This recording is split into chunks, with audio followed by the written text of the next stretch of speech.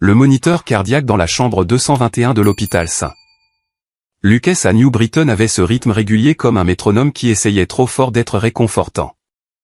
Puis il a sauté un battement, a traîné, et j'ai su ce qui allait arriver. Je ne voulais tout simplement pas l'admettre. J'avais 36 ans à l'époque, je faisais des livraisons pour Midstate Beverage depuis Hartford. Juste un livreur de bière selon ma femme et le seul assis dans cette chambre d'hôpital pendant que ma belle-mère Lucie Hartman était en train de mourir.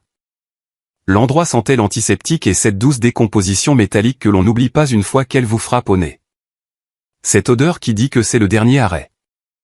Un match de baseball en sourdine passait sur la télé murale.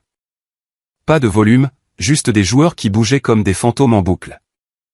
Je gardais les yeux dessus parce que regarder l'horloge était pire. Avant de commencer, dites-nous de quelle ville ou de quel pays vous nous écoutez. Voyons de quel coin du monde nous nous sommes réunis aujourd'hui. Merci. Et maintenant, l'histoire. L'infirmière Carlo passait la tête toutes les heures, demandant si j'avais besoin de café ou de quelque chose du distributeur automatique. Je n'arrêtais pas de lui dire que j'allais bien. Elle ne me croyait pas, mais elle a cessé d'insister. Elle voyait ce que je faisais. J'attendais, non pas que Lucille décède, mais que sa fille et son fils se présentent. Ils ne l'ont pas fait. J'avais appelé Avery 9 fois ce jour-là, laissé des messages vocaux, des textos. Tyler aussi. 5 appels pour lui. Ils ont répondu une fois chacun. Ils m'ont dit qu'ils étaient en réunion, mais qu'ils passeraient bientôt. Puis plus rien. Juste des émojis stupides de pouces en l'air comme si nous confirmions des plans pour un brunch. Je jure que si j'avais reçu une autre main de dessin animé de l'un d'eux, j'aurais peut-être jeté mon téléphone au poste des infirmières. Lucille n'avait pas parlé depuis plus d'une journée. Juste une respiration superficielle, haletante. Mais alors, juste au moment où je lui racontais quelque chose de stupide sur le chien de son voisin qui avait enfin arrêté d'aboyer après le facteur. Elle a tendu la main et m'a attrapé le poignet comme si elle avait 50 ans de moins. Il pense que je ne sais pas, a-t-elle murmuré, la voix frêle mais perçante.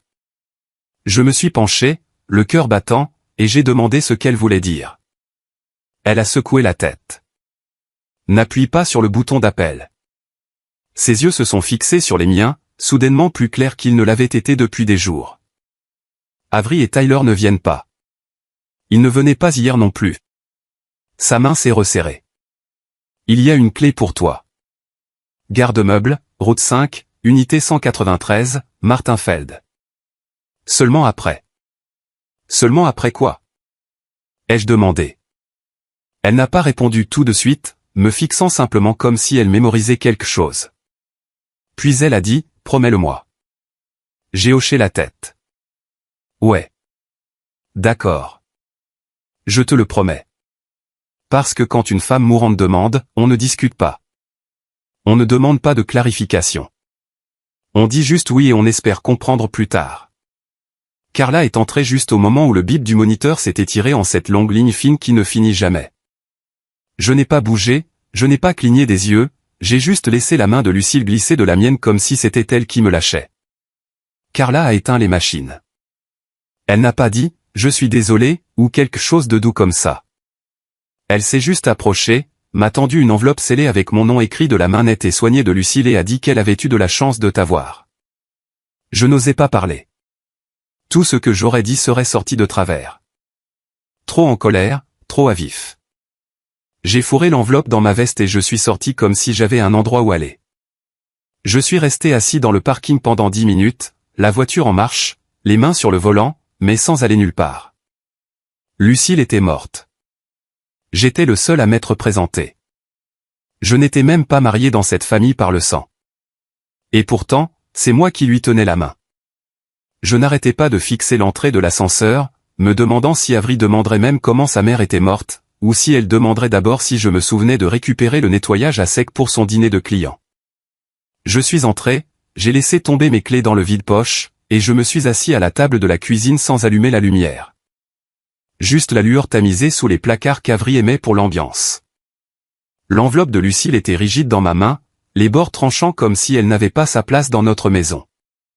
La clé en laiton est tombée en premier avec un tintement, propre, froide et plus lourde que ce à quoi je m'attendais.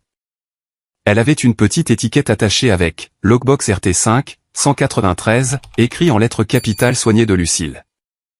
La lettre elle-même était courte, pas de fioritures, droit au but, comme si elle ne voyait pas le besoin d'un quelconque préambule sentimental. Elle écrivait qu'elle avait vu qui étaient ses enfants, pas en un instant, mais avec le temps. Ils se sont choisis eux-mêmes, écrivait-elle, et m'ont laissé gérer mon propre déclin. J'ai lu cette phrase 3 fois. Puis est venu le vrai coup de poing. J'ai gardé des dossiers. Les faits, ça ferme les bouches. Ça ressemblait exactement à Lucille, seulement plus froid que je ne l'avais jamais entendu, même dans ses pires jours. Elle m'a dit de faire confiance à Martin Felt et de me faire davantage confiance. Cette partie ne m'a pas semblé juste. C'était comme si elle parlait à quelqu'un d'autre. Je n'étais pas le gars à qui les gens confiaient leur dernière volonté et des garde-meubles. J'étais le gars qui transportait des palettes d'IPA et dont on se moquait au dîner de famille parce qu'il ne portait pas de cravate. J'ai posé la lettre et j'ai regardé le réfrigérateur. Le revêtement blanc brillant qu'Avry avait choisi parce qu'il rendait bien en photo. J'ai entendu ses talons avant de la voir. Des cliquetis secs et saccadés sur l'allée et à travers la porte. Elle est arrivée vers minuit, toujours dans ses vêtements de travail, ressemblant à une publicité pour sa propre agence de design. Elle m'a embrassé sur la joue comme si c'était le protocole et a laissé tomber son sac à main sur le comptoir comme si elle vivait complètement ailleurs. « Comment va maman ?» a-t-elle demandé sans s'asseoir, attrapant déjà un Lacroix. « Elle est décédée à 16h18, ai-je dit. Pas de préambule, pas d'atterrissage en douceur. Juste la vérité. » Avry s'est figé avec la porte du réfrigérateur ouverte, l'air froid bourdonnant contre ses jambes. « Mon Dieu, le timing !» a-t-elle marmonné comme si Lucille avait été indélicate de mourir en pleine semaine. J'ai attendu quelque chose. Une larme, un soupir, une deuxième question. Au lieu de cela, elle s'est retournée et a dit « Nous avons Mercelam qui vient pour une proposition de design vendredi, alors j'ai besoin que tu t'occupes des papiers de l'hôpital. Prends juste tout ce dont ils ont besoin. Je ne peux pas annuler celui-là. » Elle a commencé à parler d'un carrelage de crédence qu'elle avait trouvé à Soho comme si nous ne venions pas de perdre la seule personne dans sa vie qui l'appelait encore, mon bébé, et le pensait. Je n'ai rien dit. L'enveloppe et la clé sont restées pliées dans la poche de ma veste. Elle n'a pas demandé. Je n'ai pas proposé. Elle est montée avant 1h du matin. Je suis resté en bas à relire la lettre sous cette douce lumière jaune de la cuisine. Une phrase m'a frappé plus durement que les autres. Ils n'ont jamais demandé qui j'étais, seulement ce que j'avais. Ça m'a profondément touché. J'avais vu Lucille passer les fêtes à attendre une réponse par texto, je l'avais écoutée trouver des excuses pour sa propre fille quand Avry ne se présentait pas à un rendez-vous de chimio. Et pourtant, Lucille n'est pas devenue amère. Elle est devenue précise, silencieuse, mais délibérée. J'ai pensé à la façon dont elle m'avait appris à faire ses escalopes de poulet. Très fines, poêlées, pas au four. Elle disait qu'Avry avait toujours détesté cuisiner. Toujours détesté l'odeur de graisse sur ses vêtements. Alors Lucille m'a montré à moi. Elle m'a glissé $20 pour l'essence le soir où elle m'a appris. Elle a appelé ça un pot de vin pour ma loyauté et a souri comme si je lui rendais service en étant simplement là. Je n'avais pas pensé à cette nuit depuis des années. Maintenant, elle ne me quittait plus. Avry n'est pas redescendu. Je suis resté assis dans le noir jusqu'à ce que la glace dans mon verre fonde complètement et que la pièce semble plus froide qu'elle n'aurait dû. Vers 1h30, j'ai sorti mon téléphone et j'ai envoyé un texto à Tyler. Elle est partie. Il a répondu 20 minutes plus tard avec un seul mot. Brutal et un emoji de crâne. J'ai fixé cet emoji stupide pendant une bonne minute. C'est ce que la mort de sa mère représentait pour lui. Brutal avec un crâne de dessin animé. Si j'avais eu la clé en main à ce moment-là, je jure que j'aurais pu monter dans la voiture et conduire directement jusqu'à la route 5 juste pour sortir de cette maison. Au lieu de cela, je suis resté assis là jusqu'à ce que la glace se transforme en eau, et le seul son était le compresseur du réfrigérateur qui s'allumait et s'éteignait. Le silence dans cette cuisine n'était pas paisible. C'était le genre de silence qui s'insinue lorsque vous commencez à réaliser que les personnes les plus proches de vous ont cessé de vous voir il y a longtemps. Le lendemain matin, Avry m'a demandé si je pouvais passer au funérarium après mes livraisons, comme si elle m'envoyait au pressing. Je lui ai dit que je m'en occuperais, et je l'ai fait. Mais d'abord, j'ai conduit jusqu'au garde-meuble Lockbox avec cette clé en laiton dans ma main et les mots de Lucille qui tournaient en boucle dans ma tête. Je n'ai même pas pointé. J'ai juste dit à Manny que j'allais déjeuner et je suis monté dans le camion avec cette clé dans ma poche et la voix de Lucille sur mon épaule. Le garde-meuble Lockbox était juste à la sortie de la route 5, derrière un centre commercial et un Dunkin'. Facile à manquer si on ne le cherchait pas, mais je ne devinais pas. Je savais exactement où j'allais. L'unité 193 était au bout de la 3e rangée. Impasse. Pas de caméra que je pouvais voir. J'ai glissé la clé comme si de rien n'était. Elle a tourné en douceur. La porte s'est soulevée avec un bruit sec comme une porte de garage avec de mauvais ressorts. Ça ne ressemblait pas à un garde-meuble. Pas de désordre. Pas de pile de vieilles lampes ou d'aspirateurs cassés. L'intérieur était propre. Trop propre. Une chaise pliante. Une de ces chaises en métal beige des sous-sols d'église. 2 classeurs côte à côte. Tout était étiqueté de l'écriture nette et serrée de Lucille. J'ai lu les étiquettes une fois, puis une autre. Banque, médicale, Tyler, Avery, avocat, et puis preuve. Mon estomac s'est noué. C'est celle-là qui m'a achevé. Pas les noms, pas les trucs médicaux. Preuve. On n'étiquette pas un tiroir comme ça à moins de savoir que quelqu'un en aura besoin. Je l'ai ouvert en premier. Tout en haut, il y avait un tableur avec un code couleur. Des lignes de paiement que Lucille avait effectuées au nom d'Avery et Tyler. Facture d'hôpital, remboursement de prêt, même des courses. Chacun marqué, remboursement promis. Presque aucun n'avait été honoré. J'ai feuilleté des relevés bancaires imprimés, des emails, des captures d'écran de Venmo. Le ton de Tyler est passé de « je te rembourse la semaine prochaine » à « je pensais avoir payé ça » à rien du tout. Dans un email, il écrivait « ma faute » après que Lucie lui ait rappelé à nouveau les 22 000 $ qu'elle avait avancés pour le fonds de roulement de sa concession. Un autre dossier concernait entièrement Avery. Des impressions Instagram, un éclairage magnifique, des tables parfaitement dressées, des légendes sur « la famille d'abord » avec Lucille nulle part sur les photos. Puis des textos. Avery disant à Lucille « Maman, ce n'est tout simplement pas ton genre de scène. » Quand Lucille demandait à être incluse à Thanksgiving. Un autre disait « J'essaierai de passer après le cocktail. Peux-tu me réchauffer le dîner ?» Comme si Lucille faisait partie du personnel. J'ai ouvert une enveloppe contenant un enregistreur vocal bon marché, j'ai appuyé sur lecture pour le premier fichier, et voilà. Avery, la voix sèche et impatiente. Tu n'as pas besoin d'être dramatique, a-t-elle lâché. C'est juste un trajet. Lucille a répondu d'une voix douce, presque embarrassée. La chimio me fatigue, c'est tout. Eh bien, alors prends un Uber, a dit Avery. Je suis prise jusqu'à 18 h. La voix de Lucille est tombée à un murmure. D'accord, chérie. Elle avait l'air de quelqu'un habitué à s'excuser d'avoir besoin de quoi que ce soit. Je me suis assis sur la chaise pliante, je l'ai senti grincer sous moi. Ma tête bourdonnait comme si j'avais mis mon doigt dans une prise. Ce n'était pas des broutilles. C'était délibéré, soutenu, froid. Je ne détenais pas seulement des preuves. Je détenais une histoire que personne ne voulait que j'entende. Puis j'ai trouvé l'enveloppe légale. Dernier testament révisé, notarié 2 mois avant le décès de Lucille. J'ai retenu mon souffle en le lisant. Avery et Tyler recevaient chacun un souvenir. Rien de grand. Une broche camée pour Avery, une boîte de photos de famille pour Tyler. Lucille écrivait que le reste de son argent, 62 000 $ et quelques, devait aller à 3 œuvres de charité locale qu'elle soutenait. Puis est venue la ligne qui m'a serré la poitrine. Le reste revient à Dorian, pour des raisons connues de moi et de quiconque prête attention. Voilà, mon nom dans un document légal. Pas de petits caractères, pas d'échappatoire, juste là, comme si je l'avais mérité. Je ne me sentais pas fier. Je me sentais complètement sonné. Attaché au testament, il y avait un autre dossier. Acte de propriété d'un cottage à Holsebrook. Adresse manuscrite sur un post-it. 12 Arbor Lane. Va là-bas d'abord, puis chez Martin. Je n'avais jamais entendu Lucille mentionner un cottage. Pas une seule fois. Elle le possédait depuis 21 ans, et je ne savais même pas qu'elle aimait la plage. Le dernier dossier était le plus petit. Une pile de bordereaux de dépôt pour un compte à mon nom.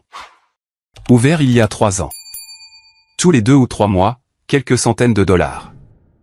Ça ressemblait à des cartes d'anniversaire, des fêtes.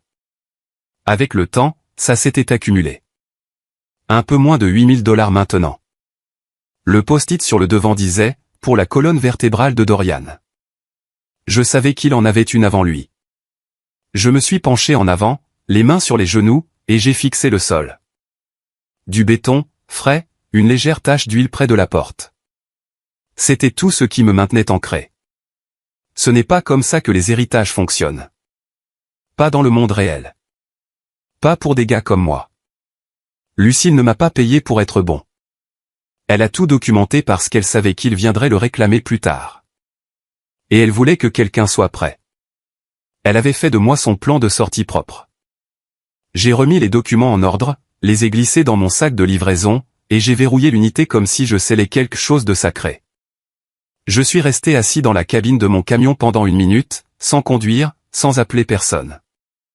J'avais besoin de réfléchir. Puis j'ai ouvert mon application de carte. J'ai tapé 12 Arbor Lane, Holsebrook, et j'ai cliqué sur itinéraire parce que je n'allais pas encore rentrer à la maison. Le GPS disait que j'étais arrivé, mais ça ne m'a pas semblé réel jusqu'à ce que je voie le cottage. Il était niché derrière de hautes herbes de plage et une clôture basse et bancale en bois flotté que quelqu'un avait clairement mise là pour le charme. Pas pour la sécurité. Des dalles menaient à un petit porche ou un carillon avant fait de cuillère teintée comme un rire que Lucille aurait pu laisser échapper quand personne ne regardait. L'endroit n'était pas grand. Un étage, bardage gris, garniture blanche, mais il avait l'air solide, habité. Pas la moindre ambiance de « à vendre » en vue. J'ai sorti la clé de ma veste et l'ai glissée dans la serrure. Elle a tourné sans un grincement, comme si elle m'avait attendu. La porte s'est ouverte sur un air qui sentait l'huile de citron et l'eau salée. Propre, chaud et réel. Le genre d'odeur qu'on n'obtient que lorsque quelqu'un se soucie de l'espace dans lequel il se trouve. L'intérieur était comme entrer dans un souvenir de Lucille. Seulement celui-ci avait de la couleur. Ses peintures étaient partout, encadrées sur les murs, appuyées sur des étagères, empilées près de la porte. Des bateaux pour la plupart, des scènes de grand ciel, de fin de journée. Une d'une petite fille en veste rouge debout sur un quai, le dos tourné. J'ai fixé celle-là pendant un long moment. Je ne reconnaissais pas la fille. Peut-être que personne ne la reconnaissait. Peut-être que c'était le but. Sur la table de la cuisine, il y avait une autre enveloppe, celle-ci plus épaisse. Mon nom était écrit dans les mêmes lettres capitales que précédemment. Je me suis assis pour l'ouvrir, les mains encore rugueuses de la poussière de la route et de la nervosité. La lettre à l'intérieur avait plus de cœur que la première. Plus de feu, aussi. Lucille n'a pas perdu de place avec le chagrin ou les excuses. Elle est allée droit au but. Elle a dit qu'Avery dirait que je l'avais manipulée, que Tyler lancerait des menaces et du jargon juridique comme des bonbons à un défilé. Ils diront que je t'ai isolé, écrivait-elle.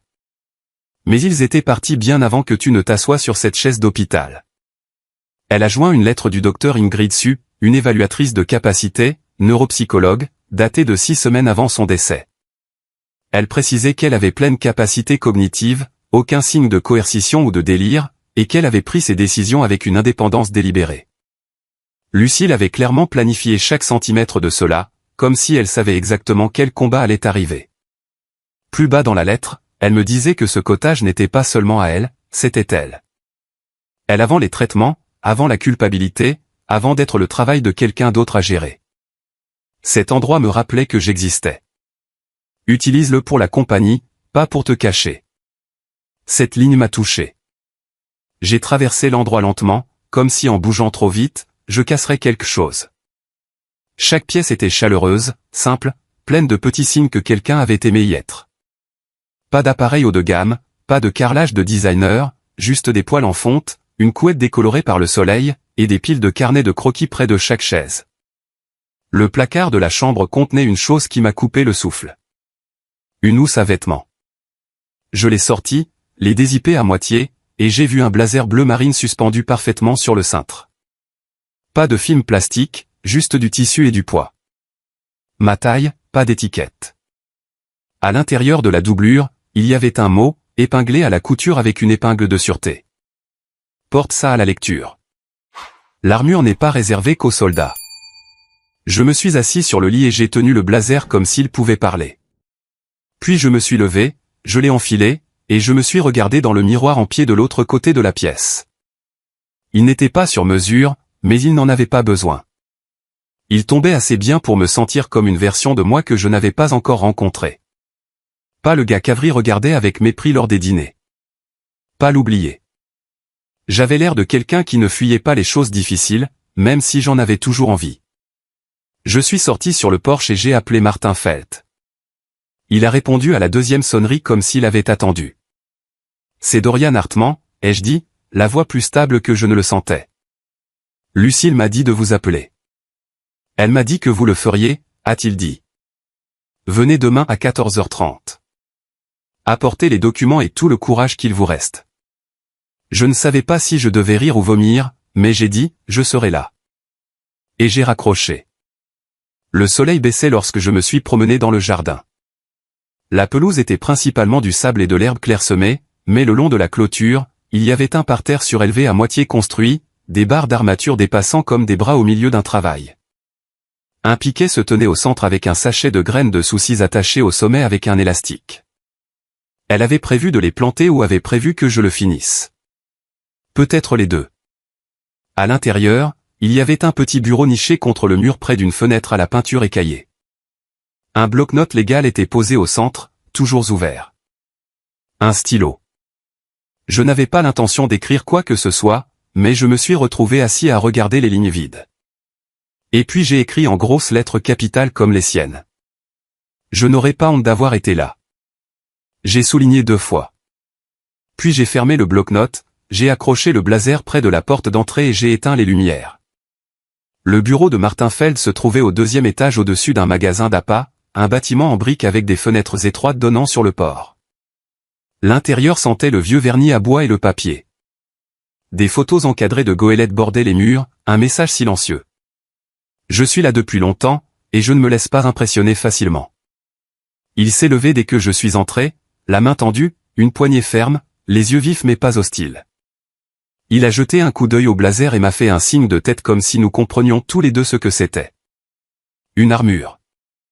Asseyez-vous, Dorian, a-t-il dit, montrant la chaise en face de son bureau. J'ai posé les documents de Lucille en une pile nette et je me suis assis. Mes mains sont restées à plat sur mes cuisses pour m'empêcher de gigoter. Martin s'est penché en arrière, les yeux se tournant vers la porte comme s'il savait déjà quel genre d'entrée allait arriver. Avry est entré en trompe 10 minutes en retard, ses talons claquant sur le parquet comme une performance. Des cheveux parfaits, un maquillage frais, un ensemble blazer pantalon de couleur crème qui coûtait probablement plus cher que tout mon camion. Elle ne m'a pas regardé tout de suite. Elle a juste posé son sac à main, a lissé son revers, et s'est assise de l'autre côté de la table comme si elle avait été convoquée pour une déposition qu'elle pensait gagner. Tyler est entré juste derrière elle, tout gonflé, le col de son polo marine relevé, un faux sourire déjà plaqué sur son visage. Il a serré la main de Martin trop fort comme s'il concluait un marché. « Enchanté de vous rencontrer enfin », a-t-il dit. Sa voix était enjouée, mais ses yeux n'arrêtaient pas de se porter sur le dossier devant Martin comme s'il vérifiait le score avant le coup d'envoi. Martin n'a pas pris la peine de faire des politesses. « Nous sommes ici pour lire le testament de Lucille Hartman », a-t-il dit. Avant de commencer, je veux confirmer pour le dossier que l'évaluation de capacité du Dr Chou a été enregistrée. Lucille Hartman était saine d'esprit, pleinement compétente, et a agi de manière indépendante. Il a fait glisser un dossier vers l'avant et l'a tapoté une fois. Des questions avant que je commence ? Avry a croisé les bras. Je suis sûr que nous en aurons plus tard. Tyler a souri. Allons-y. Martin a attrapé un petit haut-parleur sur le coin de son bureau et l'a fait rouler vers l'avant comme une pièce d'échec. Vous entendrez une partie de cela de ma part, mais la plupart de Lucille elle-même. Il a appuyé sur play. Sa voix a rempli la pièce, calme, mesurée, sans hâte. Elle a d'abord énuméré ses petits souvenirs, d'un ton presque apologétique. À ma fille Avry, je lègue mon bracelet à breloques et mon regret. Elle a fait une pause assez longue pour que les mots piquent. À mon fils Tyler, je lègue une boîte de photos et mon espoir que tu les regarderas. Le menton d'Avery s'est relevé, mais sa mâchoire s'est crispée. Tyler s'est agité sur sa chaise, les yeux se plissant comme si on lui avait jeté de l'eau froide. Martin a continué à lire. Le reste de la succession, il a fait une pause, sera détaillé sous peu. L'enregistrement de Lucille a continué. Elle a expliqué en termes simples ce qui était à elle, ce qu'elle avait mis de côté, et ce qu'elle en faisait. Pas de jargon juridique, juste Lucille, se faisant entendre dans une pièce où elle n'était pas vivante pour s'asseoir. Martin a levé les yeux. Pour plus de clarté, la propriété de West Hartford a toujours été au nom de Lucille Hartman. Il n'y a pas de tenance conjointe avec droit de survie. Vous y avez vécu sous sa propriété. Tyler s'est levé d'un bond, la paume à plat sur le bureau. Ce n'est pas vrai. Elle m'a dit. Martin a levé un seul doigt. Asseyez-vous, M. Hartman. C'est vrai, et l'acte est ici. Il a tapoté le document. Tyler s'est assis lentement, les yeux se tournant vers sa sœur comme s'il avait perdu pied. Avery s'est finalement tourné vers moi, les yeux froids. Il l'a manipulé, a-t-elle dit, la voix tranchante comme du verre. Il avait accès. Il l'a isolé. Je n'ai pas bougé. Martin s'est avancé et a appuyé sur play sur un autre fichier. La voix d'Avery est passée, enregistrée clairement. On parlera après ma présentation, a-t-elle dit. La voix de Lucille, petite. Je suis trop fatigué pour conduire, chérie. Puis plus rien. Le silence dans la pièce après l'arrêt de l'audio a semblé comme un rideau qui tombe. Le contexte, a aboyé Tyler. Vous ne prenez que ce qui vous arrange. Martin n'a pas bronché. Il a ouvert un classeur et a sorti des relevés bancaires. Le contexte. Sa voix est restée calme. Voici le contexte. Il a posé les imprimés. Un virement de 22 500 $ à votre concession étiqueté au fonds de roulement fournisseur. Un post-it de Lucille. À rembourser dans 6 mois. 15 mois plus tard, un email de votre part. Ma faute. Et aucun remboursement depuis. Le visage de Tyler est devenu rouge, ses mains se sont crispées en poing sur ses genoux. C'était temporaire. C'était du vol, a dit Martin platement. Et documenté. Puis Martin a ouvert un autre dossier que je ne l'avais pas vu toucher. Il a fait glisser des copies couleur sur le bureau. Madame Cole, a-t-il dit en utilisant son ancien nom de femme mariée. Paiement à Ethan Cole. Note, consultation, recherche de propriété. Et celui-ci, préparation de la maison de maman. Mes oreilles ont bourdonné. Ethan Cole. Mon pote de softball. Le gars qui m'avait aidé à déménager des meubles. J'ai regardé les imprimés, j'ai senti mon estomac se serrer. Martin a continué à parler, mais je l'entendais à peine. Je n'avais pas besoin de son explication tranquille. C'était clair. Avery et Ethan avaient prévu de mettre la main sur les biens de Lucille une fois qu'elle serait installée, quel que soit le code pour cela. Ils avaient préparé leur coup avant même le début du match. Avery a tendu la main vers les copies. C'est une représentation grossièrement erronée. Martin a posé une main légèrement. Pas une menace, juste une limite. Vous pouvez prendre une photo. Vous pouvez la porter à votre avocat, mais vous ne prendrez pas les originaux. La voix de Tyler est devenue basse, laide. Nous vous poursuivons en justice. Tout cela, chaque petit bout, c'est de l'influence indue. Avery a ajouté, vous l'avez isolée. Vous l'avez contrainte. Ce testament ne tiendra pas. On se verra devant un juge. Martin a joint les mains, les yeux sur eux comme s'il avait attendu ce moment.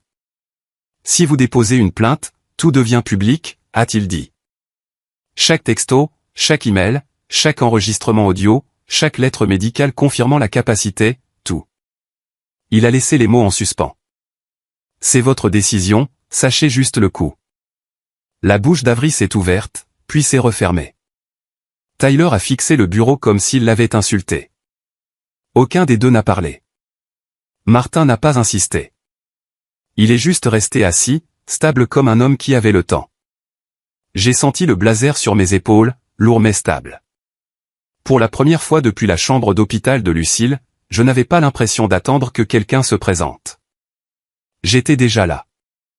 3 jours après la lecture, j'ai ouvert ma porte d'entrée et j'ai trouvé un homme en coupe-vent tenant une enveloppe épaisse avec mon nom en grosses lettres noires. Il n'a même pas demandé qui j'étais, il me l'a juste tendue comme si elle ne pesait rien et a dit « Je suis désolé, mec ». Il a regardé par-dessus mon épaule, espérant peut-être que je fermerais juste la porte et que ce serait facile pour nous deux. J'ai hoché la tête une fois. « Ce n'est pas ta faute », ai-je dit et j'ai refermé la porte derrière moi. L'enveloppe était chaude du soleil. Je ne l'ai pas ouverte pendant 10 minutes. Je suis resté assis sur le canapé avec elle sur mes genoux comme une assiette chaude et j'ai juste fixé les coins jusqu'à ce que je sente que je ne faisais que gagner du temps pour moi-même. La plainte faisait 20 pages et se lisait comme une histoire que je n'avais jamais vécue. Il disait que j'avais, volontairement et délibérément isolé Lucille Hartmann, l'avais contrainte à des changements significatifs dans sa planification successorale, et avait exercé une pression financière pour un gain personnel. Cette dernière ligne aurait été hilarante si elle n'avait pas mon fichu nom souligné en gras. J'ai parcouru plus vite alors que mon estomac se retournait. Tout ce dont Martin m'avait prévenu, c'était là, en jargon juridique. Des accusations déguisées en faits, des preuves tordues en suggestions. Chaque fois que j'avais récupéré une ordonnance ou assisté à une visite chez le médecin, maintenant dépeint comme une stratégie, comme si j'avais mené une longue arnaque au lieu de simplement être présent. Avery a commencé à appeler ce soir-là. A laissé le premier message vocal comme si nous étions en négociation. Dorian, tout cela est inutile. Je pense que si nous pouvons tous les deux être raisonnables, nous pouvons résoudre cela discrètement. Le suivant est arrivé 12 heures plus tard, la voix plus tendue, sèche. J'essaie de rester civilisé, mais si tu nous forces la main. Puis finalement, tu regretteras ça. Tu sais que tu le regretteras. Tyler n'a pas pris la peine de parler, il a juste envoyé des émojis de crâne et le mot « voleur » par texto comme s'il avait 12 ans. Je n'ai répondu à aucun des deux. Je n'en avais pas la force. Je suis allé travailler le lendemain matin, j'ai essayé de me concentrer sur les factures et les itinéraires de livraison, mais j'ai manqué un virage en allant à une supérette et j'ai reculé dans un poteau en acier en déchargeant des caisses. Nat, mon patron, m'a pris à part dans l'entrepôt après que j'ai pointé et m'a dit « Dorian, mec, peut-être que tu devrais prendre le reste du mois. Remets un peu de l'ordre dans ta vie. » Il n'avait pas tort. Il n'a pas été cruel non plus. Je lui ai serré la main, j'ai promis de rester en contact, et je suis sorti de là avec mon dernier chèque dans une main et rien d'autre dans l'autre. Ce week-end-là, j'ai emballé les bases, des bottes de travail, des vêtements, les lettres de Lucille, le testament, l'acte de propriété, et j'ai conduit jusqu'à Holsebrook pour de bon.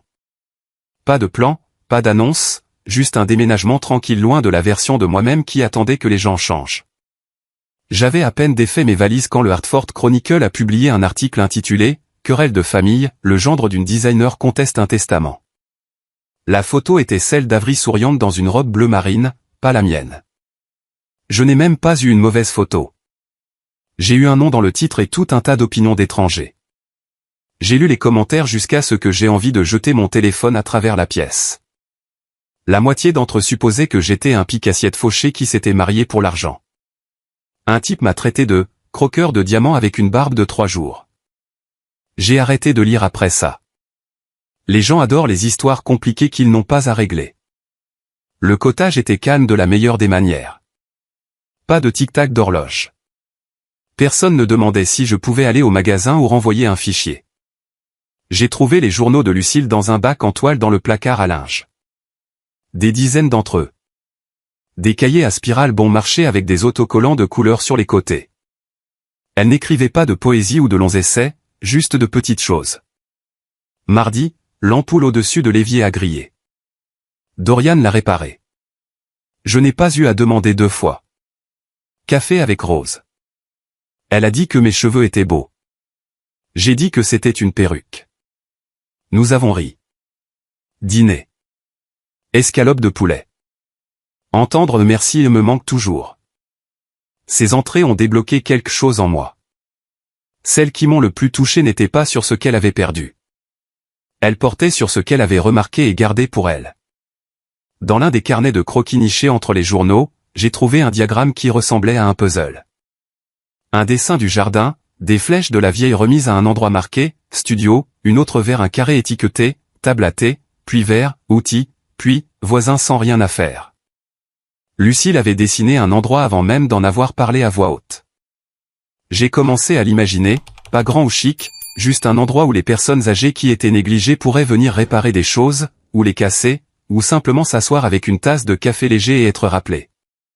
Ce soir-là, je me suis tenu au bord du jardin avec une lampe de poche et j'ai regardé le cadre qu'elle avait commencé pour ce parterre surélevé. J'ai pensé à tout ce qu'elle avait mis en mouvement avant de mourir. Silencieusement, sans fanfare. J'ai décidé sur le champ que si je m'en sortais au tribunal sans tout perdre, je le construirais. Je l'appellerais l'atelier de Lucille. Pas de slogan, pas de formulaire d'adhésion, juste une longue table, une cafetière, et peut-être un tableau d'affichage où les gens pourraient épingler des anniversaires, des photos et des noms qu'ils ne voulaient pas oublier. Ethan m'a envoyé un message après minuit. Son nom a illuminé mon écran comme une erreur. Mec, ce n'est pas ce que tu crois. C'est ce qu'il a écrit. Pas d'excuses, juste une dérobade. Je n'ai pas répondu. Je n'ai même pas laissé la confirmation de lecture passer parce que ça ressemblait à de la trahison et c'était suffisant pour couvrir la plupart des choses. Le lendemain matin, Martin a appelé. Sa voix était calme comme toujours. La première audience a été fixée, a-t-il dit. New London, dans 2 semaines. Ne sois pas en retard. Je serai là, ai-je dit. Tu n'as pas à aimer ça, a-t-il ajouté comme s'il lisait dans mes pensées. Tu dois juste être là. Je ne lui ai pas dit que j'avais déjà commencé à dessiner les dimensions du bois pour un long établi. Je n'ai pas mentionné que j'avais imprimé un modèle de flyer qui disait juste « l'atelier de Lucille ». Café, discussion, projet. Tous sont les bienvenus. J'ai juste dit « oui, j'ai compris ». Et j'ai raccroché. Le palais de justice de New London ressemblait à un endroit où les mauvaises nouvelles étaient distribuées dans des enveloppes et le couloir sentait le café brûlé il y a 2 heures. Je portais le blazer, pas pour la frime, mais parce que Lucille m'avait dit de le faire. L'armure n'est pas réservée qu'aux soldats. Je me suis dit que si je devais entrer dans cette salle d'audience avec des gens qui pensaient que j'étais un voleur, autant avoir l'air de quelqu'un qui valait la peine d'être écouté. La salle d'audience 4B était plus bondée que je ne l'avais prévu. Des journalistes au dernier rang, quelques personnes de l'ancienne église de Lucille. Un type du Chronicle qui griffonnait des notes sur un bloc-notes légal comme si c'était un drame captivant.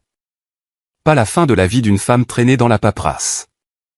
La juge Alvarez était assise en hauteur, les cheveux argentés attachés en arrière, les lunettes basses sur son nez. Elle avait l'air d'une directrice de lycée qui avait renvoyé assez d'enfants pour s'être battue pour repérer les ennuis avant qu'ils ne commencent. Martin s'est penché et a dit « Ne réagis pas à moins que je ne le dise. Garde simplement tes mains sur la table et tes yeux sur moi. » J'ai hoché la tête une fois. Avery et Tyler étaient assis de l'autre côté de l'allée, tous deux habillés comme des politiciens, sombres, polis, préparés. Leur avocate, Paula Jean, avait la voix de quelqu'un habitué à facturer à l'heure. Elle s'est levée tout de suite et a commencé à parler comme si nous étions tous dans la mauvaise pièce. « Votre honneur » a-t-elle dit. Cette affaire concerne la manipulation, pas l'héritage, une personne âgée vulnérable poussée par un homme ayant un mobile, un accès et un manque de surveillance. La juge Alvarez a haussé un sourcil. Vous parlez de M. Hartman? Oui, votre honneur. Dorian Hartman, un livreur sans formation juridique, sans qualification de soignant, et sans lien de sang avec Madame Lucille Hartman. Martin n'a pas bougé d'un muscle, il l'a juste laissé parler. M. Hartman s'est immiscé dans la vie de Lucille au cours de sa dernière année. Il était présent à sa mort. Il a pris le contrôle de son courrier, de son accès, de ses finances. Ce testament a été révisé quelques semaines seulement avant son décès, excluant ses enfants biologiques et accordant à M. Hartman, encore une fois un gendre, le contrôle de sa succession. Elle a fait une pause, puis a ajouté, il y a un schéma clair d'isolement et d'influence indue. La juge Alvarez n'a pas bronché. Et vos preuves? Nous le démontrerons par des enregistrements de messages, l'absence de dons antérieurs, et le changement de langage dans le testament révisé de Madame Hartman. Martin s'est finalement levé. Il se déplaçait comme quelqu'un qui avait le temps. Pas lentement, juste sûr de lui. Votre honneur, commençons par les dossiers médicaux de Lucille Hartman.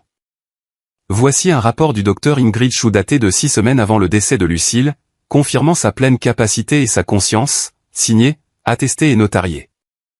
Il l'a passé à l'huissier, qui l'a remis à la juge. Elle l'a feuilleté sans un mot. Martin a continué, ensuite, nous avons des enregistrements audio, tous pris avec le consentement de Lucille. Elle a demandé qu'il soit fait au cas où ce moment précis arriverait. Il a cliqué sur un bouton du petit haut-parleur sur le bureau. La voix de Tyler a retenti, forte et claire. Je ne peux pas passer, maman. Léger joue. C'est un match de division. Repose-toi, d'accord. La voix de Lucille, à peine plus qu'un murmure. D'accord, chérie. Martin a laissé cela en suspens, puis est passé au suivant. Avery, je ne peux pas t'emmener déjeuner, maman. Ça ne fait pas très pro pour mes clients de voir un déambulateur à table. Je passerai demain. D'accord, Lucille, je comprends. Ce n'est pas grave. Ce n'était pas grave. Martin a ensuite présenté les relevés bancaires, des graphiques, des chèques imprimés, des textos surlignés. Pièce C, a-t-il dit, est un enregistrement de 22 500 $ prêté à Tyler Hartman, étiqueté au fonds de roulement fournisseur avec un remboursement attendu de 6 mois. 15 mois plus tard, Tyler a écrit, et je cite, « Ma faute. Aucun remboursement n'a été effectué. » Tyler s'est penché vers Paula et a chuchoté quelque chose de chaud et rapide. Elle l'a repoussé d'un geste de la main. Martin a continué. Pièce D. Capture d'écran Venmo, paiement d'Avery Cole, puis Hartman à Ethan Cole. Les notes incluent consultation, recherche de propriété, et une qui dit préparation de la maison de maman. Il a levé les yeux. C'était pendant que Lucille était encore en vie, encore compétente, demandant encore à sa fille de la conduire à la chimiothérapie. Paula s'est levée en essayant de s'opposer. Ces captures d'écran manquent de contexte. La juge Alvarez l'a interrompue. Elle semble assez claire. Avez-vous des preuves suggérant le contraire? Elle n'a pas répondu. Martin est retourné au haut-parleur une dernière fois. Dernière pièce, une vidéo enregistrée dans ce bureau. Lucille est apparue sur le petit écran, assise droite, les cheveux couverts d'un foulard, le visage pâle mais les yeux vifs. Si quelqu'un regarde ça, a-t-elle dit, cela signifie que je suis parti et qu'ils essaient de défaire ce que j'ai choisi. Elle a regardé directement dans l'objectif. Dorian ne voulait pas de mon argent. Il voulait que je compte. Mes enfants voulaient que je disparaisse quand j'étais un inconvénient. Alors, j'ai fait des choix. S'ils sont en colère, ils peuvent être en colère, mais j'espère qu'ils seront aussi assez silencieux pour entendre la vérité. La salle d'audience est devenue complètement silencieuse. Pas de raclement de gorge, pas de bruissement de papier. Juste ce genre d'immobilité que les gens ont quand il n'y a plus rien à prétendre. La juge Alvarez est restée assise un instant, puis a baissé les yeux sur ses notes. Maître Jean, 2 questions. Paula s'est redressée. Oui, votre honneur. Lucille Hartman a-t-elle été légalement déclarée incompétente à un moment donné? Non, votre honneur. Avez-vous des documents signés et datés indiquant que M. Hartman? Non, votre honneur. Alors je serai brève. Elle a levé les yeux, ses lunettes glissant légèrement. Ce tribunal juge le testament valide.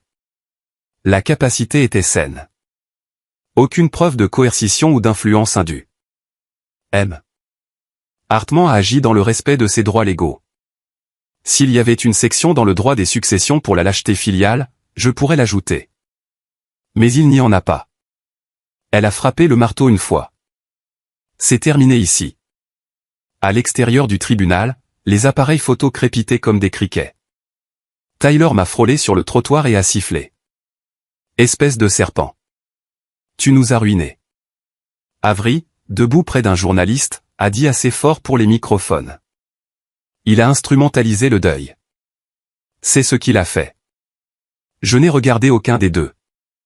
Je suis allé à mon camion, j'ai démarré le moteur et je n'ai expiré que lorsque j'étais hors du centre-ville. Le lendemain matin, j'ai demandé le divorce. Martin avait déjà structuré l'héritage comme une propriété séparée dans le langage de Lucille. Propre, intouchable. L'avocat d'Avery a essayé de bomber le torse, a dit que nous pouvions négocier les termes. Cela s'est arrêté net lorsque Martin a proposé de présenter les transcriptions des messages vocaux comme preuve. Ethan m'a envoyé un long texto. Quelque chose sur les limites les signaux contradictoires et la pression de la proximité. Je l'ai bloqué sans répondre. Je ne cherchais plus d'explications. Certains mots signifiaient simplement ce qu'ils signifiaient. La trahison ne vient pas avec des notes explicatives. J'ai passé les mois froids avec un marteau dans une main et le carnet de croquis de Lucille dans l'autre. Le cottage est resté calme, le chauffage bourdonnant doucement à travers les plaintes, et j'ai travaillé à l'arrière dans la remise avec des gants sans doigts et un chauffage au propane qui vrombissait comme un réacteur d'avion. Ce n'était pas chic. Je n'essayais d'impressionner personne.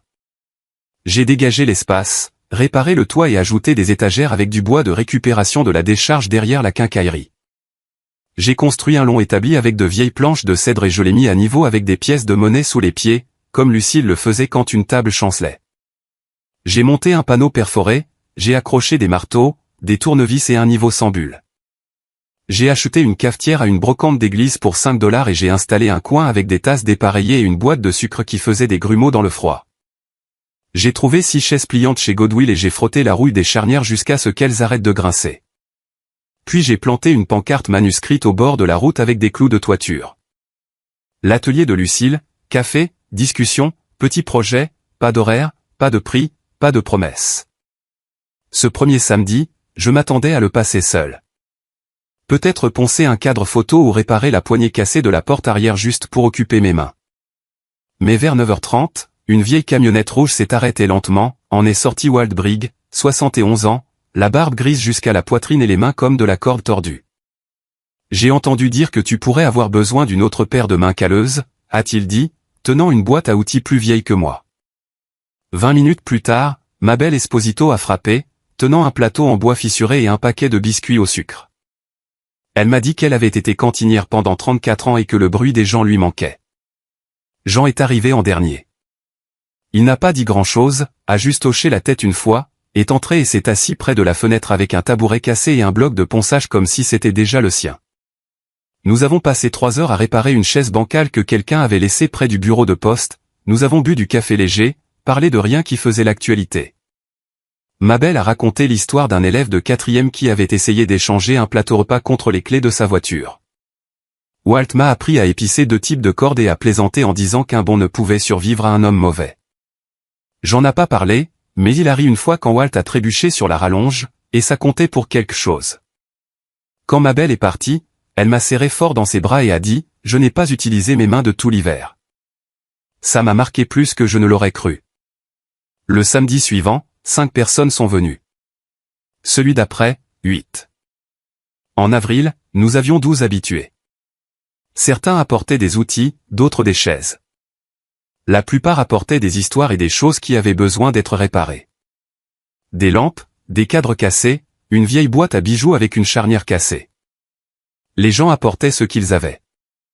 Ils apportaient aussi des paquets de graines, des bocaux de vis, des boîtes à biscuits pleines de quincailleries mystérieuses, des choses qu'ils ne pouvaient pas jeter mais ne savaient pas quoi en faire.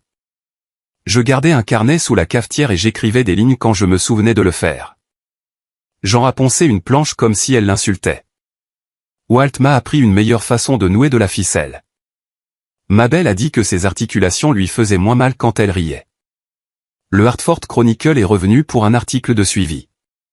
Cette fois, le titre était plus gentil.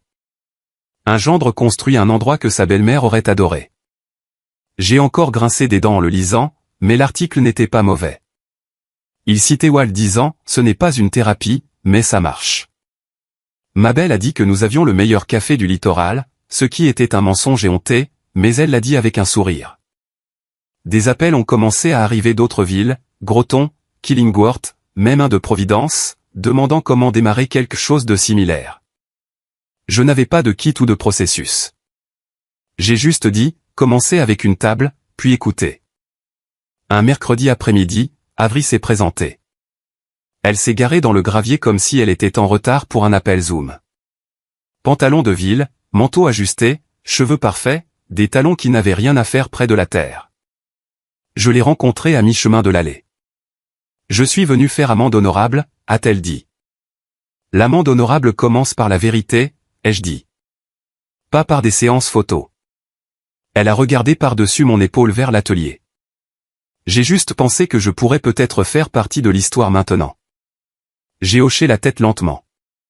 Tu aurais pu faire partie de l'histoire il y a longtemps. Elle a déplacé son sac à main. Ce n'est pas juste. J'étais occupé. J'avais des clients. J'étais occupé aussi. Je me suis présenté quand même. Son sourire a vacillé. Tu es en colère. Je suis honnête, ai-je dit. As-tu remboursé quoi que ce soit à la succession de Lucille? Son visage s'est raidi. Cela semble punitif. Alors nous avons terminé ici. Elle n'a pas touché un outil, n'a pas enlevé son manteau, elle est juste restée là assez longtemps pour réaliser que je n'allais pas m'adoucir, puis elle s'est retournée et est retournée à sa voiture. Ses talons étaient bruyants sur les planches du Porsche en partant. Une semaine plus tard, j'ai reçu un email d'une ligne de Tyler. Pouvons-nous redevenir une famille? Je n'ai pas répondu. Pas par dépit, pas pour marquer un point. Je ne comptais plus les points. Je tenais mes promesses. À peu près à la même époque, une femme nommée Claire a frappé à la porte de l'atelier pendant le nettoyage. Elle a dit qu'elle était une assistante sociale de Middletown. Elle avait lu des articles sur nous et a demandé si elle pouvait faire du bénévolat 2 après-midi par semaine. J'ai demandé, vous savez que nous ne payons pas, n'est-ce pas? Elle a souri et a dit, bien. Je n'aime pas la paperasse de toute façon. Nous avons collé un post-it sur le mur qui disait, Claire coordinatrice, et nous nous sommes remis au travail. Le matin du mémorial, je me suis réveillé avant le soleil, j'ai enfilé le même blazer bleu marine que Lucille m'avait laissé, et j'ai installé des chaises pliantes sur la pelouse comme si nous nous préparions pour un mariage dans le jardin. Claire a apporté de la limonade et une grande boîte de biscuits à l'avoine. Walt est arrivé avec son petit-fils et un pack de 6 ginger ale. Mabel portait un chapeau de soleil décoré de pinces à linge. Elle a dit que ça lui donnait un air artistique. Jean est arrivé tôt et a essuyé chaque banc avec de l'huile de citron avant même que je puisse le demander. À midi, nous avions près de 90 personnes dispersées dans la cour, de l'avant à l'arrière. Certains ont apporté des fleurs, d'autres des outils. Quelques-uns sont juste venus avec une présence silencieuse, comme s'ils n'avaient pas besoin de dire quoi que ce soit. Ils avaient juste besoin d'être là. Je me suis tenu à l'avant de la remise, les mains dans les poches, regardant la foule s'installer sur leur siège. Quelques personnes m'ont fait un signe de tête comme si je devais dire quelque chose. Je ne suis pas un type à discours. Jamais été. Mais je me suis raclé la gorge et je me suis avancé quand même. Je n'ai pas une histoire sophistiquée, ai-je dit. Je veux juste dire que Lucille ne voulait pas qu'on se souvienne d'elle pour être morte. Elle voulait être vue pendant qu'elle était encore en vie. Les gens se sont agités sur leur siège, les yeux levés. Je les ai regardés, puis j'ai baissé les yeux sur mes mains. Voir les gens, c'est du travail, ai-je dit. Ce n'est pas un sentiment. Ce n'est pas un bouton j'aime. C'est se présenter quand ce n'est pas pratique. C'est se souvenir de comment quelqu'un prend son café. C'est demander comment il se sent et écouter toute la réponse. Personne n'a applaudi, ce qui était une bonne chose. Je ne voulais pas de pause. Je voulais le silence qui signifiait qu'il comprenait. Après, un professeur de l'université du Connecticut nommé Dr. Patel est venu me voir en pantalon kaki et en basket, tenant un carnet. Ce que vous faites ici, a-t-il dit, correspond à tout ce que nos recherches continuent de manquer. C'est ce dont les gens ont besoin, un endroit où ils peuvent se sentir utiles, pas gérés. Il m'a demandé si je voulais parler à une conférence sur la santé communautaire à l'automne. Je lui ai dit que je n'étais pas un grand orateur. Il a souri et a dit, vous venez de prouver le contraire. Je ne lui ai rien promis, mais je n'ai pas dit non plus. Vers la fin de l'après-midi, le petit-fils de Walt m'a tiré par la manche et m'a tendu un dessin au crayon sur du papier de construction. Il montrait l'atelier, large et lumineux, avec des gens assis à une longue table. En haut, en grosses lettres tordues, il était écrit « La maison des réparations de M. Dorian. » J'ai ri. Tu sais, c'est mieux que ce que j'avais, lui ai-je dit. Il a souri comme s'il venait de renommer une planète. Puis j'ai vu quelqu'un debout au bord de la foule, Tyler. Il avait l'air plus mince que dans mon souvenir, les cheveux plus longs, les épaules plus petites. Il tenait une vieille boîte à outils en métal comme si elle pesait plus qu'elle ne le devrait. Il n'a pas dit grand-chose, il s'est juste approché de moi et a demandé « Tu as besoin d'aide pour peindre ce banc ?» Je n'ai pas répondu tout de suite. J'ai juste regardé la boîte à outils, puis lui, et j'ai hoché la tête. Ouais, ce serait bien. Nous avons peint en silence pendant un long moment. Je lui ai tendu un pinceau. Il n'a pas posé de questions, n'a pas fait de blagues, il a juste travaillé. Après 2 heures, quand le banc était sec et que le soleil était descendu derrière les arbres, il a sorti un chèque de banque plié de sa veste et l'a posé sur la table sans me regarder. J'ai vendu les jet skis, a-t-il dit. Ce n'est pas tout, mais c'est un début. Je n'ai pas dit merci. Je ne lui ai pas serré la main. J'ai juste hoché la tête une fois et j'ai repris le pinceau. C'était suffisant. Avery ne s'est pas montré. Plus tard dans la nuit, j'ai vu qu'elle m'avait envoyé un email proposant de gérer l'esthétique de l'atelier, aider, élever son impact grâce à un branding professionnel. Je l'ai lu 2 fois et je ne savais toujours pas ce que la moitié des mots signifiaient dans ce contexte. Je l'ai fermé sans répondre. L'atelier n'avait pas besoin de branding. Il avait besoin de chaises qui ne vacillaient pas et de gens qui pensaient ce qu'ils disaient. Après le départ des derniers invités et que la boîte à biscuits était à moitié vide, je me suis assis sur les marches arrière avec une tasse de limonade tiède, regardant le crépuscule s'installer. L'année avait commencé dans une chambre d'hôpital et s'était terminée ici, sur un sol solide, dans un endroit construit avec des mains, du vieux bois et des promesses tenues. Claire est sortie avec sa veste et a dit « Groton est prêt ». Le centre communautaire a demandé si nous pouvions passer la semaine prochaine. Peut-être parler de la mise en place d'un atelier là-bas. J'ai souri, j'ai siroté ma boisson. Nous apporterons du café, des vis supplémentaires, tout ce que nous avons. Quand la cour est devenue silencieuse, je suis retourné à l'intérieur, j'ai décroché le bracelet à breloques de Lucille du crochet près de la porte, et je l'ai touché une fois, de la façon dont on tape sur une sonnette sans réfléchir. Je ne prie pas beaucoup, mais j'ai dit « merci ». 2 étés plus tard, j'étais assis à une table pliante dans le sous-sol d'une église à Montville, en face de 12 personnes tenant des presse-papiers et des tasses de café, tout hochant la tête comme si je venais d'expliquer quelque chose d'utile. J'avais déjà fait cette présentation 6 fois. Mais ça me semblait toujours bizarre d'être appelé un « fondateur de communauté », comme si je portais un badge ou avais une sorte de certificat. Je me sentais toujours comme le même gars qui empilait des fûts à 6 heures du matin et pensait que le bénévolat signifiait déménager le canapé de son cousin. Je ne suis pas ici pour vous vendre un programme, ai-je dit. Vous avez besoin d'un espace, d'une table, et de quelqu'un prêt à continuer à se présenter. C'est tout. Le reste, vous le découvrirez. Ils ont posé de bonnes questions. Assurance, conformité au code, décharge de responsabilité, et j'ai répondu du mieux que je pouvais. Claire s'occupait généralement de cette partie, mais elle s'était fait mal au dos en déplaçant du paillis sur le site de Groton, alors j'étais en solo. La fondation que nous avons créée n'était pas sophistiquée. C'était un Google Doc, un compte courant et une mission, un atelier dans chaque comté qui en voulait un. Pas de frais, pas de branding, juste de la sueur, du café, et quelqu'un qui tenait un carnet pour que les petites victoires ne soient pas englouties par le monde extérieur. Docteur Patel nous a aidés avec une demande de subvention. Je n'arrêtais pas de l'interrompre tous les 2 paragraphes pour demander « Peut-on dire ça en français courant ?» Il a ri les premières fois. Puis il a commencé à tout écrire comme si c'était destiné à quelqu'un qui n'avait jamais été à une conférence, ce qui était le but. Nous avons gardé le nom de Lucille sur le papier à en-tête. Ce n'était pas négociable.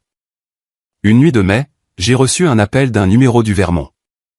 J'ai failli ne pas répondre. Puis je l'ai fait. C'était Ethan. Il a dit qu'il avait déménagé dans le Nord, s'était ressaisi, avait quitté l'immobilier. J'étais un gâchis, a-t-il dit. Je le suis encore un peu. Puis il a fait une pause. Je sais que je ne mérite pas grand-chose, mais je veux m'excuser. Sans condition, sans rien demander. Je voulais juste le dire. J'ai attendu une seconde, puis j'ai dit, je crois aux actes, pas aux discours. Il n'a pas discuté. Une semaine plus tard, la fondation a reçu un don de $500, d'un nom que je connaissais. Pas de mots. Je l'ai laissé sur la table de la cuisine pendant une journée. Puis, je l'ai déposé et j'ai utilisé l'argent pour acheter une raboteuse d'occasion et une meilleure cafetière. Les gens ont d'abord remarqué le café, puis ils ont remarqué la raboteuse. Tyler n'a jamais dit désolé, pas directement, mais il a continué à se présenter. Le samedi surtout, il apportait des beignets, distribuait du papier de verre, rappelait aux gens de vérifier leur coupe. Une fois, il a réparé un tiroir pour une femme qui vivait à 2 villes de là, et elle lui a dit « Vous avez le sourire de votre mère ». Il n'a pas répondu, a juste hoché la tête et s'est essuyé les mains sur son jean. C'était aussi proche de la croissance que certains hommes peuvent l'atteindre. Ça comptait. Avery a envoyé une lettre, 5 pages, recto verso, manuscrite. Elle a blâmé le marché, leur éducation, les attentes de leurs cercles sociaux. Ça se lisait comme un bulletin météo qui avait oublié de mentionner la tempête qu'elle avait créée. Je n'ai pas répondu. Certaines portes sont mieux fermées et scellées avec des clous. Le jour où nous avons ouvert notre 4e site partenaire à New Canaan, une femme d'environ 80 ans m'a tendu une photo. Lucille assise sur une chaise pliante à un pique-nique d'église en 2002, tenant une assiette en polystyrène et souriant comme si quelqu'un venait de lui dire un secret. Elle m'a tenu la main quand mon mari est mort, a dit la femme. Je ne l'ai jamais oublié. J'ai pris la photo et je l'ai scotchée sur le côté de la caisse enregistreuse. Elle y est restée. Les gens me demandent parfois à quoi ressemble la justice. Je leur dis que ce ne sont pas les gros titres, les jugements ou la vengeance. C'est ça, un endroit où les gens se présentent et repartent meilleurs qu'ils ne sont arrivés. Et ceux qui ont essayé de vous rabaisser, ils doivent vivre avec le fait que vous avez construit quand même. À la fin de la journée, quand je ferme, je touche le bracelet à breloques suspendu près de la porte et la manche du blazer à côté. Et à chaque fois, j'entends à nouveau la voix de Lucille, l'armure n'est pas réservée qu'aux soldats. Elle avait raison. Je n'ai pas gagné d'argent. J'ai regagné ma vie. Si votre famille avait abandonné un parent mourant, couperiez-vous les ponts ou pardonneriez-vous? Laissez un commentaire.